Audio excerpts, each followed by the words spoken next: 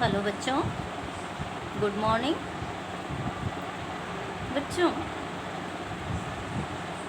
आज हम अपना अध्यापन कार्य शुरू करने से पूर्व आप लोगों से यह अनुरोध करते हैं कि आपके संपर्क में जितने भी बच्चे हों उनसे आप लोग कांटेक्ट करें और उनसे जल्द से जल्द एडमिशन कराने के लिए बोलें, ताकि वे भी ऑनलाइन कक्षाओं का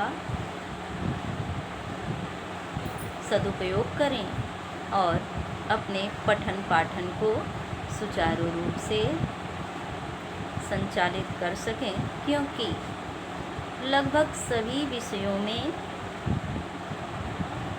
कोर्स 1/4 बचा हुआ है। केवल मैं अपने विषय की ही बात नहीं कर रही हूँ बच्चों, लगभग सभी विषय में आधे से अधिक कोर्स ख़त्म हो चुका है और किसी किसी का तो पूरा भी हो चुका है। तो जो बच्चे नहीं पढ़ रहे हैं उनका कोर्स पीछे हो जाएगा। इसलिए आप लोगों से मेरा अनुरोध है कि आप लोग अपने संपर्क में आने वाले बच्चों से कहें कि वो एडमिशन ले लें और पढ़ाई जारी रखें, क्योंकि अभी कॉलेज खुलने के आसार नज़र नहीं आ रहे हैं। बच्चों, आप सभी न्यूज़ देखते हैं, पढ़ते हैं, तो कहने की आवश्यकता नहीं है।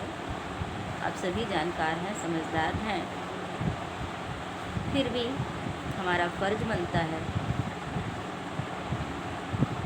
तो एक बार पुनः हम आपसे अनुरोध करते हैं कि आप अपने संपर्क में आने वाले बच्चों से कहें कि वे एडमिशन करा लें और ऑनलाइन क्लासें जारी रखें, पठन पाठन को सुचारू रूप से संचालित करें। और जैसा कि आप सभी जानते हैं, सामाजिक विज्ञान में जो बच्चे पढ़ रहे हैं उनको पता है, सामाजिक विज्ञान में इतिहास ख़त्म हो चुका है और भूगोल में हम अंतिम चैप्टर पढ़ा रहे हैं। यह हमारा अंतिम अध्याय है भूगोल का। और नागरिक शास्त्र में भी हम 3 चैप्टर पढ़ा चुके हैं, केवल अर्थशास्त्र बचा हुआ है। नागरिक शास्त्र में 5 चैप्टर बचे हुए हैं। सामाजिक विज्ञान में टोटल 32 चैप्टर हैं, इसमें कि हम लगभग 20 चैप्टर ख़त्म कर चुके हैं बच्चों। तो आप सोच ही सकते हैं कि कितना बचा हुआ है। तो इसलिए आपसे हम बार बार अनुरोध कर रहे हैं कि जो बच्चे नहीं पढ़ रहे हैं उनसे आप कहें कि वे भी पढ़ें, एडमिशन लें, नहीं तो उनका कोर्स बहुत पीछे हो जाएगा, क्योंकि अभी कॉलेज खुलने वाला नहीं है। तो बच्चों, अब हम आज के अपने टॉपिक पर बात करते हैं। आज का हमारा टॉपिक है वायु परिवहन। किंतु इसके पूर्व के वीडियो से पठन क्रम को जोड़ते हुए हम आगे बढ़ेंगे। तो पिछले वीडियो में हम आप लोगों को समुद्री परिवहन के विषय में बता रहे थे, समझा रहे थे, जिसमें समुद्र परिवहन किसे कहते हैं, समुद्र परिवहन या वाह्य परिवहन किसे कहते हैं, और भारत में कितने वाह्य जलमार्ग हैं, राष्ट्रीय जलमार्ग हैं, इसका हम उल्लेख कर चुके थे। और समुद्री पत्तन पर प्रकाश डाल रहे थे। समुद्री पत्तन किसे कहते हैं? जहाँ से समुद्री जहाज आते और जाते हैं उस स्थान को पत्तन कहा जाता है। जिस प्रकार से हवाई जहाज आने जाने के लिए हवाई पत्तन बनता है, ट्रेन के आने जाने के लिए जो स्थान जहाँ पर ट्रेन रुकती है प्लेटफार्म बनता है, ठीक उसी प्रकार से जहाँ से समुद्री तट पर जिस स्थान से समुद्री जहाज द्वारा सामान एक स्थान से दूसरे स्थान पर ले जाया जाता है, उस स्थान को क्या कहते हैं बच्चों? पत्तन कहते हैं या बंदरगाह। तो भारत में समुद्र तट रेखा काफ़ी लंबी है भारत की।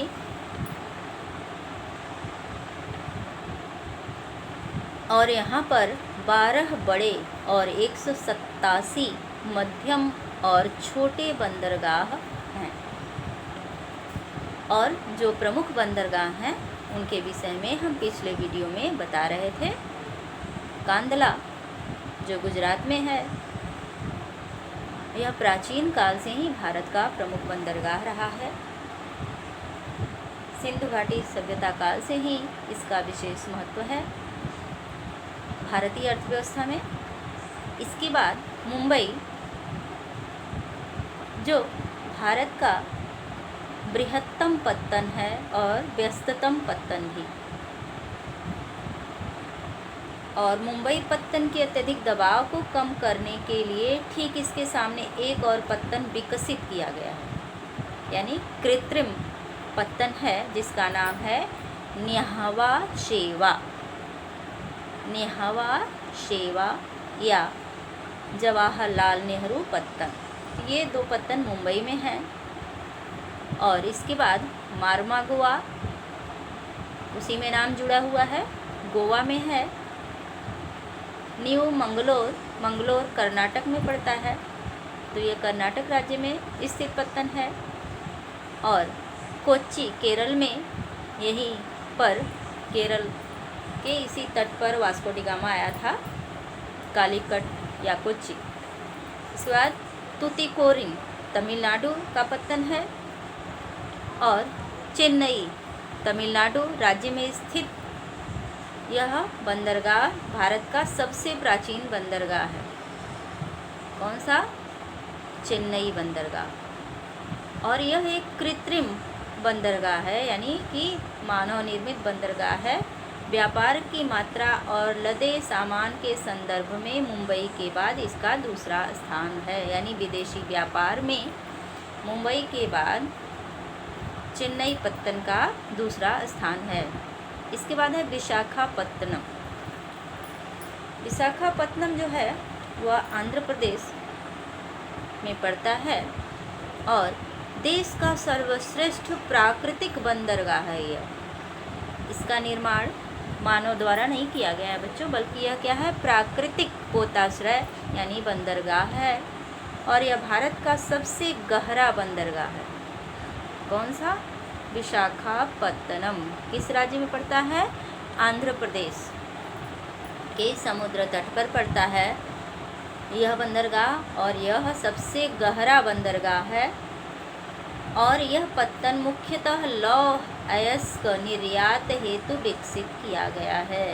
यहाँ से लोहे का निर्यात किया जाता है। इसके बाद है पारादीप। पारादीप उड़ीसा राज्य में स्थित है और यह भी लौह अयस्क का निर्यात करता है।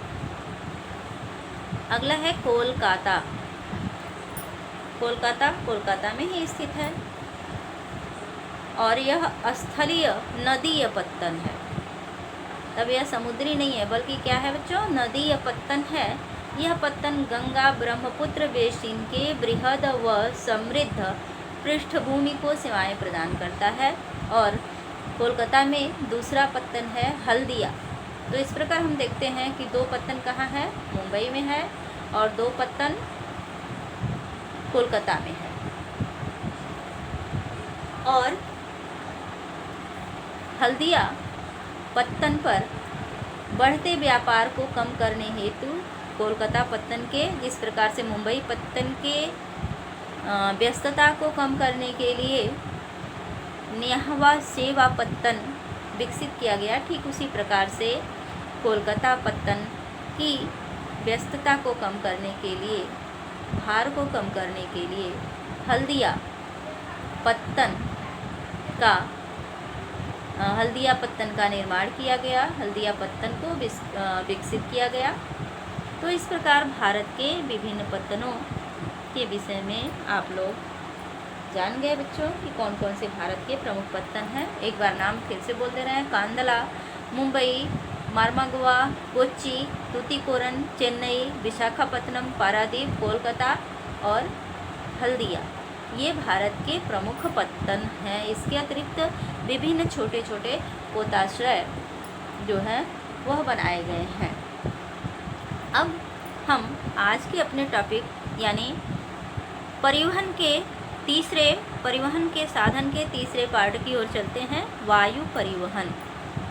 हम लोग स्थल परिवहन और जल परिवहन, जो कि दो भागों में विभक्त है, यानी 2 भाग में स्थल परिवहन, सड़क परिवहन और वायु परिवहन के रूप में हमने अध्ययन कर लिया। और दूसरा पार्ट जो था जल परिवहन, बाह्य और आंतरिक जल परिवहन के विषय में जानकारी प्राप्त कर ली। अब हम अगले परिवहन के तीसरे पार्ट की ओर बढ़ते हैं और तीसरा पार्ट है वायु परिवहन। वायु परिवहन भी 2 भागों में ही विभक्त है, जिस पर हम अभी प्रकाश डालने जा रहे हैं। वायु परिवहन क्या है? आज वायु परिवहन तीव्रतम, बहुत तेज चलने वाला, आरामदायक और प्रतिष्ठित परिवहन का साधन है। प्रतिष्ठित इसलिए कि इसमें पैसे ज़्यादा लगते हैं और जिनके पास पैसा रहता है वही इसमें सफ़र करते हैं। वैसे अब वायु परिवहन भी सस्ता हो गया है, तो मध्यम वर्गीय लोग भी इससे यात्रा कर रहे हैं। पहले केवल उच्च वर्ग के लोग ही वायु परिवहन का फ़ायदा उठा पाते थे। इसके द्वारा अति दुर्गम स्थानों जैसे ऊंचे पर्वत, मरुस्थलों, घने जंगलों व लंबे समुद्री रास्तों को सुगमता से पार किया जा सकता है। और वायु परिवहन के अभाव में देश के उत्तर पूर्वी राज्यों के विषय में सोचें, जहाँ बड़ी नदियाँ, विभिन्न धरातल, घने जंगल, निरंतर बाढ़ आदि एक सामान्य बात है। हवाई यात्रा ने इसे अधिक अभिगम्य बना दिया है। तो जहाँ पर पहले क्या था कि पूरा वन ही वन से आच्छादित धरातल था और जहाँ नदियाँ थीं, जहाँ पर घने जंगल थे और निरंतर बाढ़ आता रहता था, ऐसे स्थानों पर जाना बड़ा ही दुष्कर होता था। लेकिन वायु परिवहन द्वारा यहाँ आना जाना सामान्य हो गया है। हवाई यात्रा ने इसे अधिक अधिगम्य बना दिया है। और सन 1953 में वायु परिवहन का राष्ट्रीयकरण किया गया था। तब इसके पहले क्या था? अंतर्राष्ट्रीय था, यानी ब्रिटिश सरकार द्वारा संचालित किया जा रहा था। अब क्या हुआ कि संविधान लागू होने के पश्चात 1953 में वायु परिवहन का राष्ट्रीयकरण कर दिया गया था। व्यापारिक तौर पर एयर इंडिया तथा कई निजी एयरलाइंस घरेलू विमान सेवाएं भी उपलब्ध कराती हैं। क्या करती हैं? एयर इंडिया और एयरलाइंस घरेलू विमान सेवाएं उपलब्ध कराती हैं। पवन हंस हेलीकॉप्टर लिमिटेड तेल व प्राकृतिक गैस आयोग को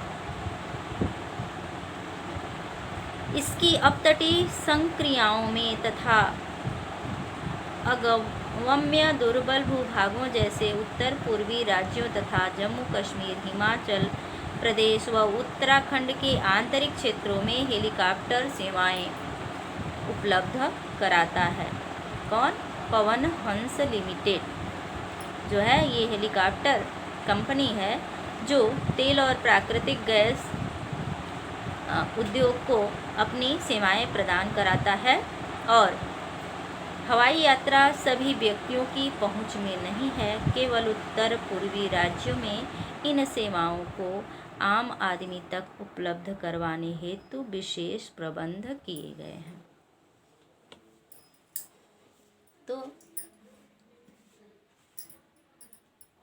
वायु परिवहन के विषय में हम फिर से प्रकाश डाल दे रहे हैं। वायु परिवहन तीव्रतम, आरामदायक और प्रतिष्ठित परिवहन का साधन है। इसके द्वारा अति दुर्गम स्थानों जैसे ऊंचे पर्वत, मरुस्थल, घने जंगल, लंबे समुद्री रास्तों को सुगमता से पार किया जा सकता है। और वर्ष 1993 में वायु परिवहन का राष्ट्रीयकरण किया गया। इंडियन एयरलाइंस और एयरलाइंस एयर तथा कई निजी एयरलाइंस घरेलू विमान सेवाएं उपलब्ध कराने का कार्य करती हैं। एयर इंडिया अंतर्राष्ट्रीय वायु सेवाएं प्रदान करती हैं। तो इस प्रकार हम देखते हैं कि वायु परिवहन दो प्रकार का है, एक घरेलू वायु परिवहन, दूसरा अंतर्राष्ट्रीय वायु परिवहन। और पवन हंस हेलीकॉप्टर लिमिटेड तेल व प्राकृतिक गैस आयोग को इसकी अपतटीय संक्रिया में तथा अगम्य व दुर्लभ भूभागों जैसे पूर्वी उत्तरी राज्यों तथा जम्मू कश्मीर, हिमाचल प्रदेश व उत्तराखंड के आंतरिक क्षेत्रों में हेलीकॉप्टर सेवाएं उपलब्ध कराता है। अब है वायु परिवहन का महत्व। वायु परिवहन का हमारे जिंदगी में क्या महत्व है?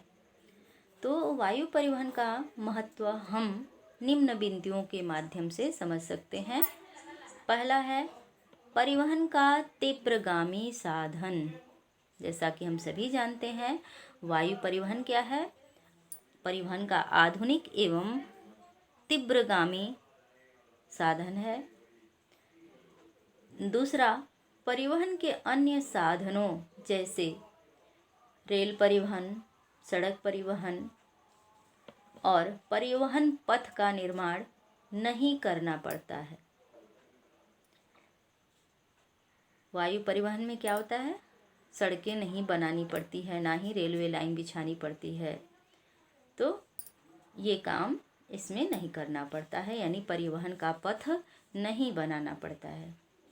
अगला, विभिन्न भौगोलिक बाधाओं जैसे रेगिस्तान, समुद्र, बर्फीले प्रदेश, नदियाँ आदि से वायुयान मुक्त होते हैं, क्योंकि वायुयान का परिवहन पथ आकाश होता है, धरातल नहीं।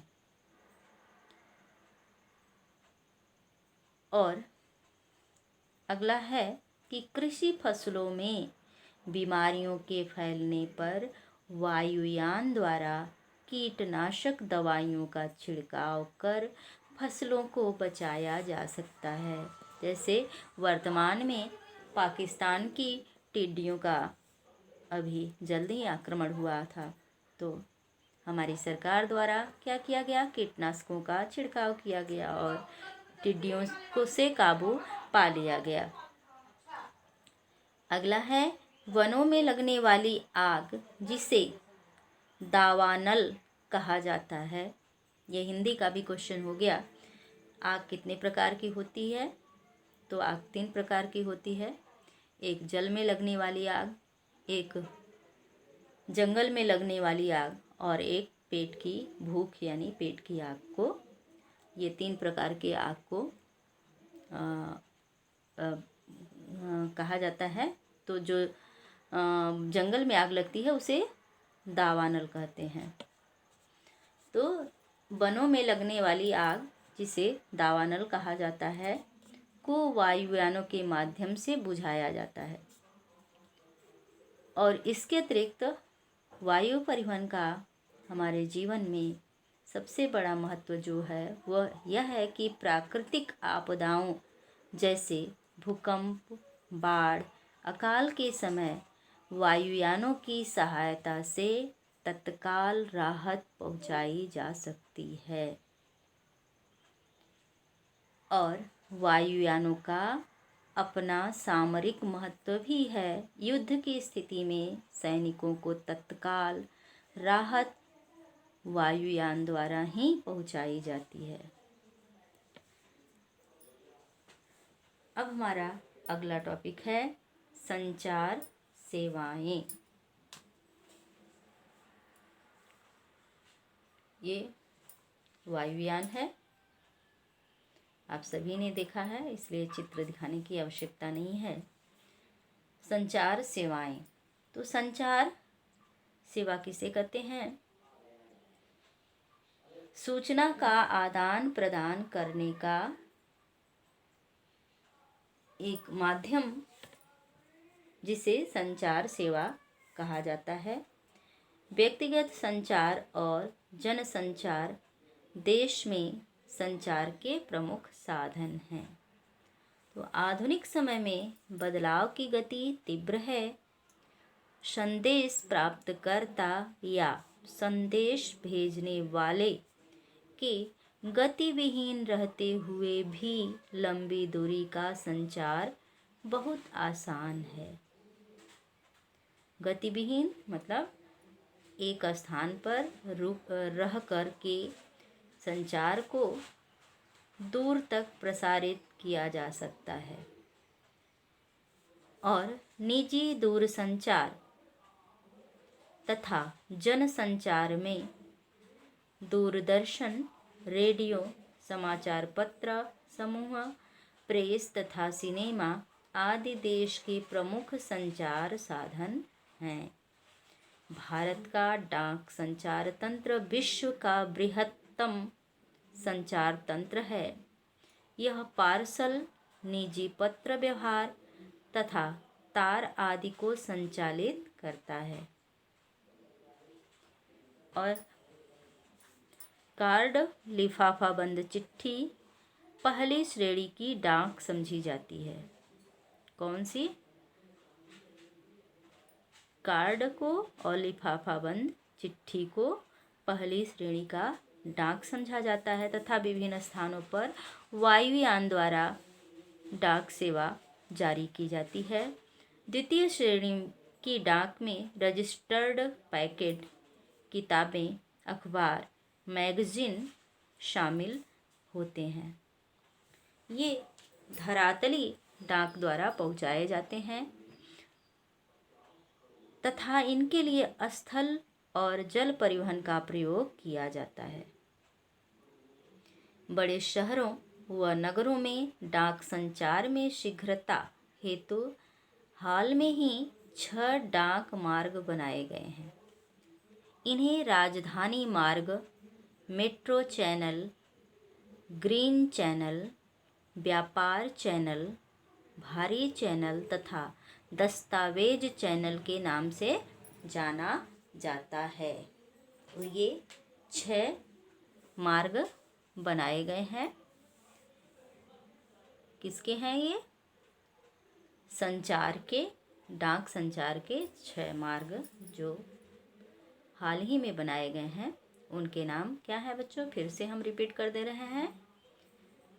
राजधानी मार्ग, मेट्रो चैनल, ग्रीन चैनल, व्यापार चैनल, भारी चैनल तथा दस्तावेज चैनल के नाम से जाना जाता है। और दूरसंचार तंत्र में भारत एशिया महाद्वीप में अग्रणी है, तब सबसे आगे है। एशिया के देशों में दूरसंचार तंत्र में भारत का महत्वपूर्ण स्थान है। नगरीय क्षेत्रों के अतिरिक्त भारत के 2/3 से अधिक गांव एसटीडी दूर सेवा से जुड़े हुए हैं।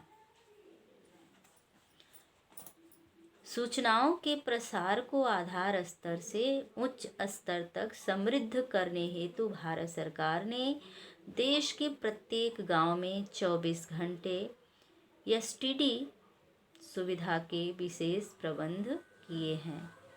पूरे देश भर में एसटीडी की दरों को भी नियमित किया गया है। यह सब सूचना संचार व अंतरिक्ष प्रौद्योगिकी के समन्वित विकास से संभव हुआ है।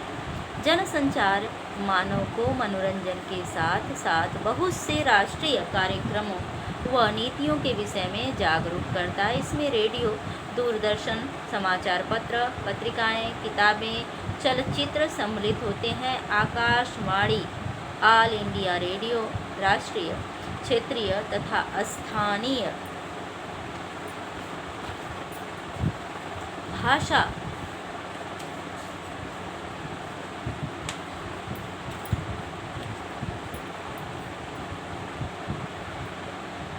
में देश के विभिन्न भागों में अनेक वर्गों के व्यक्तियों के लिए विविध कार्यक्रम प्रसारित करता है। दूरदर्शन देश का राष्ट्रीय समाचार व संदेश माध्यम है तथा विश्व के बृहत्तम संचार तंत्र में से एक है, क्योंकि हमारी जनसंख्या अत्यधिक है। यह विभिन्न आयु वर्ग के व्यक्तियों हेतु मनोरंजक, ज्ञानवर्धक, खेल जगत संबंधी कार्यक्रम प्रसारित करता रहता है। आप सभी चलचित्र देखते हैं, टीवी देखते हैं, तो आप सबको पता ही है कि विविध प्रकार के कार्यक्रम दूरदर्शन द्वारा, रेडियो द्वारा प्रसारित किए जाते हैं और जिस आयु वर्ग के लोग रहते हैं वैसा वो कार्यक्रम देखते हैं। जैसे बच्चे कार्टून देखते हैं, तो औरतें सीरियल देखती हैं, तो जो किसान होते हैं किसानों के लिए कार्यक्रम जो आता है वो देखते हैं।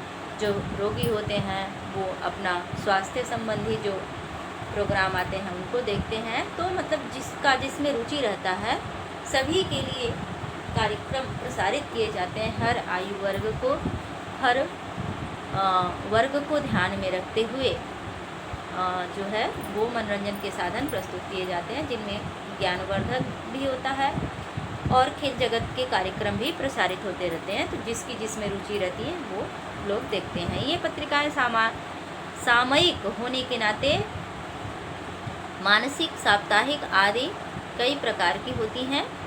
समाचार पत्र लगभग 100 भाषाओं तथा बोलियों में प्रकाशित होते हैं। क्या आप जानते हैं कि हमारे देश में सर्वाधिक समाचार पत्र हिंदी भाषा में प्रकाशित होते हैं। इसके बाद अंग्रेजी और तीसरे नंबर पर उर्दू आता है। भारत विश्व में सर्वाधिक चलचित्रों का उत्पादन करता है। चलचित्र यानी सिनेमा। यह कम अवधि वाली फिल्में, वीडियो फीचर फिल्म तथा छोटी वीडियो फिल्में बनाता है। भारतीय व विदेशी सभी फिल्मों को प्रमाणित करने का अधिकार केंद्रीय फिल्म प्रमाणन बोर्ड को है। तो एक बार फिर से हम संचार सेवा पर प्रकाश डाल दे रहे हैं बच्चों। इसके बाद फिर अगले टॉपिक पर बढ़ते हैं।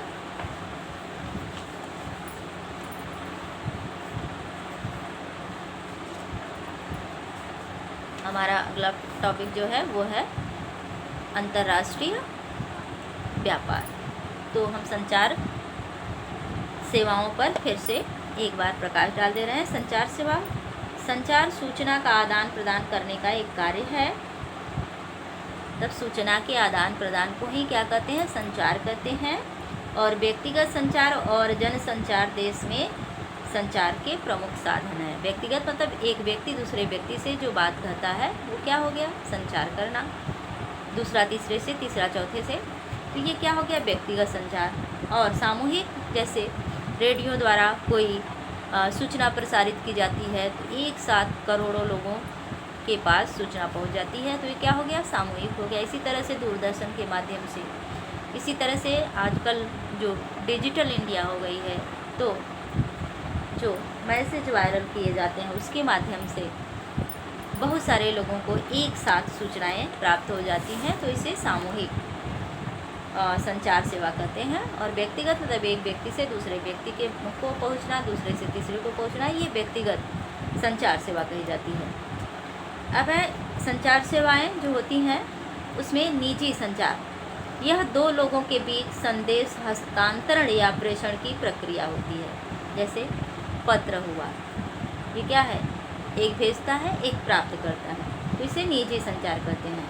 मोबाइल फ़ोन और डाक पत्र व्यक्तिगत संचार के उदाहरण हैं। मोबाइल से क्या करती हैं आप किसी से बात करती हैं या कोई आपसे बात करता है, तो ये निजी संचार सेवा हो गया। डाक संचार किसे कहते हैं? भारत का डाक संचार तंत्र विश्व का बृहत्तम तंत्र है। डाक क्या करता है? पत्र को लाने ले जाने का कार्य डाक तंत्र द्वारा किया जाता है, और भारत का डाक तंत्र जो संचार तंत्र है विश्व का बृहत्तम यानी बहुत बड़ा संचार तंत्र है। भारतीय डाक नेटवर्क संचार और सूचना प्रौद्योगिकी भारत सरकार के अंतर्गत पोस्ट विभाग द्वारा संभाला जाता है। यह पार्सल, निजी पत्र व्यवहार आदि को एक स्थान से दूसरे स्थान पर पहुंचाता है। डाक संचार को प्रथम श्रेणी व द्वितीय श्रेणी में बांटा गया है। पहली श्रेणी में डाक क्या करता है कि कार्ड, लिफाफा बंद चिट्ठी पहली श्रेणी की डाक समझी जाती है। दूसरी श्रेणी रजिस्टर्ड पैकेट, किताबें, अखबार तथा मैगजीन जो पहुंचाए जाते हैं घर घर, ये द्वितीय श्रेणी के डाक के अंतर्गत आता है। फिर है मेन चैनल। तो पहली श्रेणी मेल चैनल बड़े शहरों में डाक संचार में तीव्रता हेतु राजधानी मार्ग, मेट्रो चैनल, ग्रीन चैनल, व्यापार चैनल, पार्टी चैनल, दस्तावेज चैनल मार्ग अपनाए जाते हैं, जिसे मेल चैनल कहा जाता है। दूर संचार नेटवर्क। टेलीफोनिक संचार में सुधार के लिए सरकार ने देश के हर गांव में सब्सक्राइबर ट्रंक डायलिंग, जिसे एसटीडी आप बोलते हैं ना, एसटीडी का, तो एसटीडी का फुल फॉर्म होता है सब्सक्राइबर, टी से ट्रंक, डी से डायलिंग, एस से हो गया सब्सक्राइबर, टी से ट्रंक और डी से डायलिंग। इस प्रकार एसटीडी का पूरा फुल फॉर्म हुआ सब्सक्राइबर ट्रंक डायलिंग की सुविधा का 24 घंटे विस्तार करने के लिए विशेष प्रावधान किया गया है। तेजी से व्यक्तिगत संचार सुनिश्चित करने के लिए इसी तरह स्थिर लैंडलाइन और मोबाइल सेवाएं बेहतर हुई हैं। जनसंचार, अभी तक क्या आपने पढ़ा? निजी संचार, अब है जनसंचार। तो यह लोगों के बड़े समूह को एक संदेश को हस्तांतरित करने या प्रसारित करने की प्रक्रिया होती है, जिसके लिए कुछ प्रकार के मीडिया का प्रयोग आवश्यक होता है। यह मनोरंजन प्रदान करता है और विभिन्न राष्ट्रीय कार्यक्रमों और नीतियों के बारे में लोगों के अंदर जागरूकता प्रदान करता है। मतलब यह मनोरंजन करने के साथ साथ जो जनसंचार के माध्यम होते हैं, मनोरंजन के साथ साथ ज्ञानवर्धक भी होते हैं और लोगों को जागरूक भी करते हैं, और इसे मीडिया भी कह सकते हैं। तो इसके अंतर्गत मीडिया के अंतर्गत रेडियो, टेलीविज़न, समाचार पत्र, इंटरनेट, पत्रिकाएं और किताबें तथा फिल्म आदि आते हैं। टेलीविज़न और Doordarshan radio. All India radio जो आकाशवाणी और दूरदर्शन राष्ट्रीय टीवी चैनल क्षेत्रीय तथा स्थानीय भाषा में देश के विभिन्न भागों में कार्यक्रम प्रसारित करता रहता है। समाचार पत्र पत्रिकाएं। संपूर्ण भारत में अनेक प्रकार के भाषाओं में समाचार पत्र पत्रिकाएं प्रकाशित की जाती हैं। भारत में हिंदी भाषा में सर्वाधिक समाचार पत्र पत्रिकाएं प्रकाशित होती हैं। दूसरे नंबर पर अंग्रेजी और तीसरे नंबर पर उर्दू समाचार पत्र प्रकाशित होते हैं। चलचित्र यानी टेलीविज़न। चलचित्र संसार का सबसे सशक्त माध्यम है, तो इससे समाज की वास्तविकता का पता चलता है। भारतीय व सभी विदेशी फिल्मों को प्रमाणित करने का अधिकार केंद्रीय फिल्म प्रमाणन बोर्ड के पास है। संचार साधनों का हमारे जीवन में महत्व। तो बच्चों, संचार साधनों का हमारे जीवन में आधुनिक युग में बहुत ही महत्वपूर्ण स्थान है। संचार साधनों में महत्वपूर्ण स्थान रखने वाले टेलीविज़न व रेडियो देशवासियों में मनोरंजन करने के साथ साथ उन्हें शिक्षाप्रद जानकारियाँ प्रदान कराते हैं, जिससे उनका बौद्धिक विकास होता है, और साथ ही संचार के माध्यमों से मौसम संबंधी जानकारियों को प्राप्त किया जा सकता है। संचार के माध्यम से व्यापार एवं वाणिज्य के विकास में सहायता मिलती है, क्योंकि इससे संबंधित विभिन्न चैनलों द्वारा कार्यक्रम प्रसारित किए जाते हैं जिससे जागरूकता फैलती है। साथ ही इनके द्वारा पिछड़े क्षेत्रों के आर्थिक विकास में भी सहायता मिलती है। संचार के साधन वैज्ञानिक तकनीकी विकास एवं ज्ञान में भी सहायक होते हैं। भारत के संदर्भ में, जबकि यह देश विविधताओं का देश है, संचार के साधन लोगों को परस्पर जोड़ने का कार्य भी करते हैं। वह किस प्रकार बच्चों कि आप विभिन्न पोशाकों में जो सीरियल आते हैं आप उनका नकल करते हैं, देखते हैं कहाँ कौन कैसा पहना है, कहाँ कैसे, जैसे शादी या समारोह में हुआ कितने प्रकार के जो रस्म निभाए जाते हैं। जैसे अपने यहाँ ये अभी क्या होता है, जब लड़कियाँ निकलती हैं तो भाई दुपट्टा लेकर के, एक मेन जो रिवाज था यह पंजाबियों का था, लेकिन अब देखते देखते हर जगह प्रचलन हो गया। ऐसे ही मेहंदी का रस्म है, हल्दी का रस्म है। पहले कैसे होता था, सिंपल तरीके से होता था। आजकल ये डिजिटल इंडिया की वजह से, दूरदर्शन के माध्यम से इसमें काफ़ी परिवर्तन आ गया है। तो ये क्या होता है कि जो संचार के साधन हैं वो सांस्कृतिक विभिन्नताओं को भी समाप्त करने में सहयोग अदा करते हैं और सूचनाओं को शीघ्र एक स्थान से दूसरे स्थान पर इन्हीं के माध्यमों से पहुंचाया जाता है। और उपग्रह भी संचार के साधन है। इनके माध्यम से मौसम की भविष्यवाणी, प्राकृतिक आपदाओं की भविष्यवाणी की जाती है, जिससे सरकार समय रहते लोगों की सहायता करने में सक्षम है। संचार के आधुनिक संसाधनों में इंटरनेट प्रमुख है। इंटरनेट आदि के माध्यम से बैंकिंग क्षेत्र में नई नई सेवाएं जैसे एटीएम, पैसे जमा करने की मशीन, सीबीएस सिस्टम आदि की शुरुआत हुई है। तो इस प्रकार हम देखते हैं कि हमारे आधुनिक जीवन में संचार के साधनों का हर क्षेत्र में योगदान है। और हमारा अगला टॉपिक जो है अंतर्राष्ट्रीय व्यापार। तो अंतर्राष्ट्रीय व्यापार किसे कहते हैं? दो देशों के मध्य होने वाले वस्तुओं के आदान प्रदान को अंतर्राष्ट्रीय व्यापार कहा जाता है। जिस प्रकार से अंतर्देशीय व्यापार दो राज्यों के मध्य होने वाले वस्तुओं के आदान प्रदान को अंतर्राज्यीय या अंतर्देशीय कहा जाता है, व्यापार कहा जाता है, उसी तरह से दो या दो से अधिक देशों के मध्य होने वाले व्यापार को अंतर्राष्ट्रीय व्यापार कहा जाता है। राज्यों और देशों में व्यक्तियों के बीच वस्तुओं का आदान प्रदान व्यापार कहलाता है। दो देशों के मध्य वस्तुओं का आदान प्रदान अंतर्राष्ट्रीय व्यापार कहलाता है। तो आयात तथा निर्यात व्यापार के दो प्रमुख घटक होते हैं। आयात मतलब सामान को मंगाना और निर्यात मतलब वस्तु और सेवा को दूसरे जगह भेजना। जब माल किसी दूसरे देश को बिक्री के लिए भेजा जाता है तो उसे निर्यात कहते हैं, जबकि जब माल किसी अन्य देश से भारत अपने देश में मंगवाया जाता है तो उसे आयात करते हैं। वर्ष 1991 में उदारीकरण की शुरुआत के बाद अंतर्राष्ट्रीय व्यापार में एक बदलाव आया। भारत अंतर्राष्ट्रीय स्तर पर एक सॉफ्टवेयर कंपनी के रूप में उभरा और सूचना प्रौद्योगिकी के निर्यात में के माध्यम से बड़ी मात्रा में विदेशी मुद्रा कमा रहा है। संतुलित व्यापार, तो आयात और निर्यात का अंतर ही देश के व्यापार संतुलन को निर्धारित करता है। अधिक आयात भी हानिकारक स्थिति उत्पन्न कर सकता है और कम आयात भी, निर्यात भी। तो आयात और निर्यात का संतुलन होना चाहिए। निर्यात मूल्य आयात मूल्य से अधिक हो तो उसे अनुकूलतम व्यापार संतुलन कहा जाता है। यदि निर्यात मूल्य की अपेक्षा आयात मूल्य अधिक हो तो उसे असंतुलित व्यापार कहा जाता है, यानी कि आयात कम और निर्यात अधिक होना चाहिए। वर्ष 2010-11 के अनुसार निर्यात वृद्धि वाली वस्तुएं, कृषि व संबंधित उत्पाद जो थे वो अधिक थे, जिसमें 9.9% रत्न व जवाहरात, 14.7% व पेट्रोलियम उत्पाद कोयला सहित 16.8%, खनिज अयस्क 4.0% आदि था।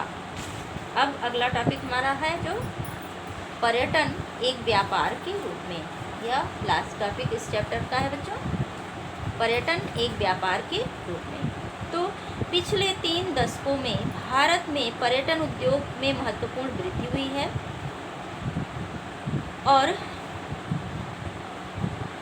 वर्ष 2014 की अपेक्षा 2015 के दौरान देश में विदेशी पर्यटकों के आगमन में 4.5% वृद्धि दर्ज की गई, जिससे 13,05,193 करोड़ विदेशी मुद्रा प्राप्ति हुई।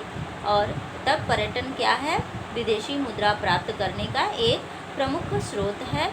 वर्ष 2015 में भारत में 80.3 लाख अधिक विदेशी पर्यटक आए और 150 लाख से अधिक व्यक्ति पर्यटन उद्योग में अप्रत्यक्ष या प्रत्यक्ष रूप से लगे हुए हैं। पर्यटन राष्ट्रीय एकता को प्रोत्साहित करता है तथा स्थानीय, पहला क्या हुआ? विदेशी मुद्रा अर्जित करने में सहायक है, योगदान देता है। और दूसरा, पर्यटन की विशेषता क्या है बच्चों? कि पर्यटन राष्ट्रीय एकता को प्रोत्साहित करता है और स्थानीय हस्तकला व सांस्कृतिक उद्योगों को प्रश्रय यानी बढ़ावा देता है। अंतर्राष्ट्रीय स्तर पर यह हमें संस्कृति तथा विरासत की समझ विकसित करने में सहायक है, यानी संस्कृति की पोषक है। विदेशी पर्यटक भारत में विरासत पर्यटन, पारी पर्यटन, रोमांचकारी पर्यटन, सांस्कृतिक पर्यटन, चिकित्सा पर्यटन तथा व्यापारिक पर्यटन के लिए आते रहे हैं। प्राचीन काल से ही भारत में विदेशी पर्यटक आते रहे हैं। जैसा कि आप सभी जानते हैं, चंद्रगुप्त मौर्य के काल से ही भारत में विदेशी पर्यटक आते रहे हैं, आज भी आते हैं, जिससे हमारे देश को काफ़ी विदेशी मुद्रा की प्राप्ति होती है। जैसा कि अभी ऊपर वाले लाइन में हमने बताया आपको। देश के विभिन्न भागों में पर्यटन की अपार संभावनाएं हैं। पर्यटन उद्योग के विकास हेतु विभिन्न प्रकार के पर्यटन को बढ़ावा देने के प्रयास सरकार द्वारा किए जा रहे हैं। तो पर्यटन उद्योग की क्या आवश्यकता है बच्चों? आज के परिप्रेक्ष्य में पर्यटन उद्योग की क्या आवश्यकता है? यह राष्ट्रीय एकता को बढ़ावा देता है, जैसा कि अभी बताया मैंने, तथा साथ ही स्थानीय हस्तकला तथा उद्योग को प्रश्रय देता है, यानी कुटीर उद्योग को प्रश्रय देता है।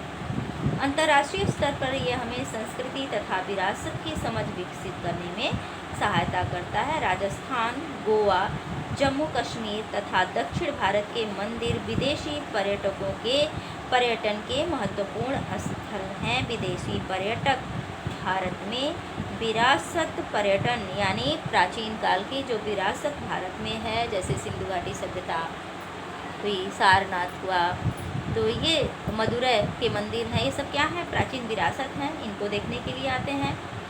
रोमांचकारी पर्यटक स्थल जो हैं, जैसे जू जो हैं, उनको देखने के लिए आते हैं, या म्यूजियम जो है उनको देखने के लिए आते हैं। इसी तरह से सांस्कृतिक पर्यटन के जो स्थल हैं उनको देखने के लिए आते हैं। चिकित्सा पर्यटन तथा व्यापारिक पर्यटन हेतु यहाँ पर प्राचीन काल से ही पर्यटक आते रहे हैं और आते रहेंगे भी, क्योंकि हमारी सरकार पर्यटन को बढ़ावा देने के लिए विभिन्न स्थानों का पुनर्निर्माण करवा रही है, जो कि ऐतिहासिक रूप से महत्वपूर्ण है, सांस्कृतिक रूप से महत्वपूर्ण है।